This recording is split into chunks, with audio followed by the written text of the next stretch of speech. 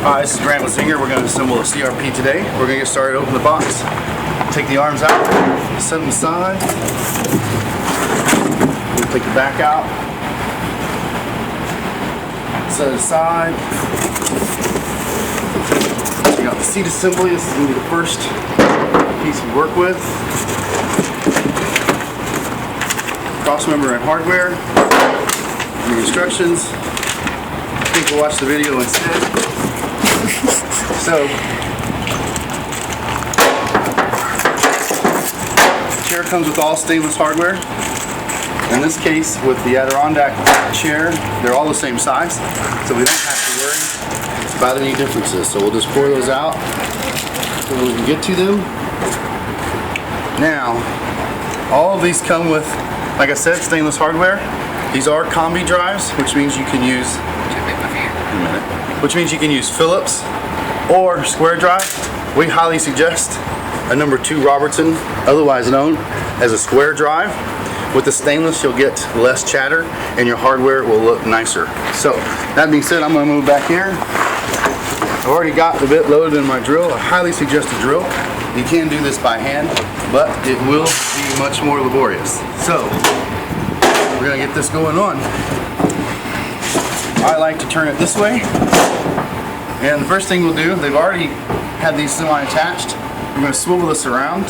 We're not real worried about the exact lining up. What we do want on this backside, which you can't see, is a nice parallel line. So if the spacing's not all the way flush, that's fine. As you can see, we have a little bit of a lip right here. It doesn't matter. What does matter is that it is parallel, the two surfaces. So now we'll take the first of our screws and sink them in. This one's always a good idea to give it a little bit of extra. Now we'll flip it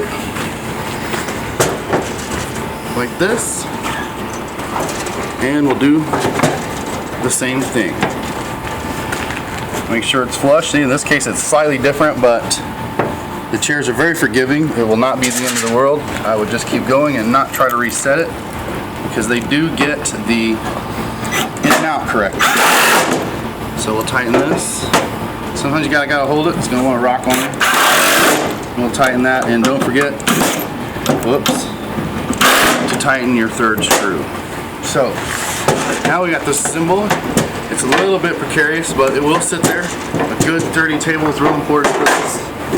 Now, figuring out this one is pretty easy. This is the arm, so you think you want your arm piece to the outside of the chair. So we're just going to tentatively set this here. You'll have some screw holes here. And the last thing I should show you before we get started is you'll have 3 pock marks. These will line up with the 3 holes that have been pre-drilled in the seat support. So those are real important. That's how we're going to get this lined up without any measurements. So we're just going to set that there. We're going to get us a couple of screws. Now they're stainless, so they won't stick magnetically, so you'll just have to suffer through. So we're going to get this on. Now what we're going to do is peek underneath here.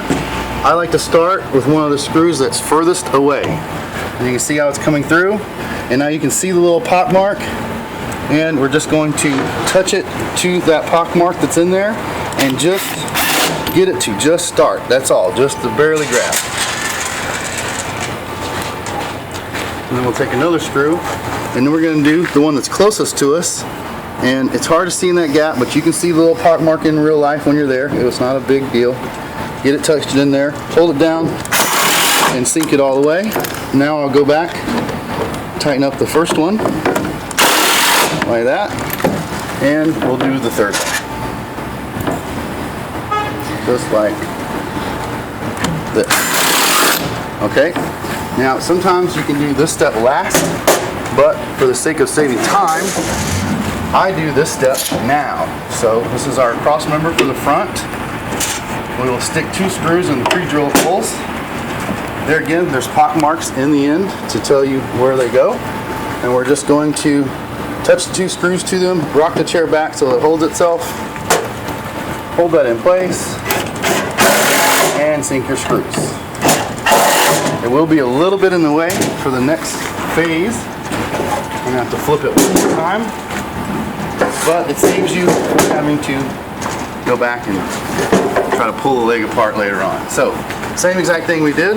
Our 3 pock marks, just set them in place. Grab yourself 3 screws, balance one. There again, we're going all the way into the corner first. Line up on that little indentation, what we call pock marks. Now we'll do the one closest to us. We'll get in the hole here. We'll line it up. There it is. And we'll sink it. And our third. And now we'll tighten up this one. Done. So now we'll put the other 2 screws in our cross member here. So we'll just set these in. Pick up on the leg a little bit. Set the screws in those pre-drilled holes, pock marks, and tighten. So now the main part of our frame is finished. We're going to turn it upright. These pieces are loose. That's what we're going to do next. So you'll need 6 screws. Now this part takes a little bit of pressure. We've got our screw lines in the line here. There are no pock marks. You're doing this all by sight. So what we're going to do is get in the middle. And now you also have to use your thumb on the back side because we want to be flush. You can't see from that, but you're going to see it on the next one. So we'll get that lined up and we'll go ahead and sink it all the way. This one now, it's already lined up. You can do a quick visual just to make sure, but it always is. Now, before you put the third one in, you need to make sure that your support, the little triangle piece, is straight down. Get that straight. Hold it tight with your fingers and run that screw. So this time when we do this one, we're going to come from the back side so that you can see it. As I line this up, you might want to. This one's a little bit off, so sometimes you just kind of got to manhandle it just a little bit. So see, I'm getting my arm in line with my screws and I'm setting my distance back here with my thumb. So I'm just holding that all in place. And that's good. And I'll sink the screw. Same thing, just like the other side. That one's automatically lined up. And make sure that your wedge is straight. Sometimes you'll also need to tighten this screw. It's not always fully sunk, so it's a good idea to come back and snug that just a little bit on both sides. Alright, so now the main part of the chair is done. You grab this back assembly. Sometimes shipping they get a little funny, so I like to set it on the table just to make sure that we're nice and straight, because this will kind of flex a little. Make sure that's good and straight. We're going to pick it up. We'll go sideways and turn. So now everything is sitting where it's going to be. It's just temporarily sitting there. They have given us pock marks on our seat supports here.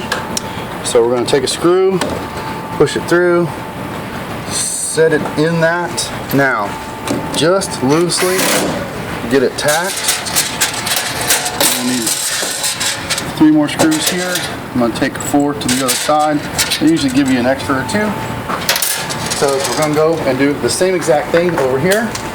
Screw through, find our pock mark. Sometimes you will have to pull out on your stringer a little bit to get it started. Now whichever side, doesn't matter, you can do on this. You got 2 things you're going to be lining up. The first thing is making sure that your vertical support here is in line with your screws, and then the second thing is you can vary your back angle a little bit. I like to leave about 1/8 of an inch right here, so I'll just feel it till I have just a little bit, not very much, about 1/8 of an inch. Now I'll bring my screw in and I'm just going to sink it. Now we'll come to this side and do the same thing so we don't get too far ahead of ourselves. Same idea. Make sure that we're in line and about 1/8 of an inch.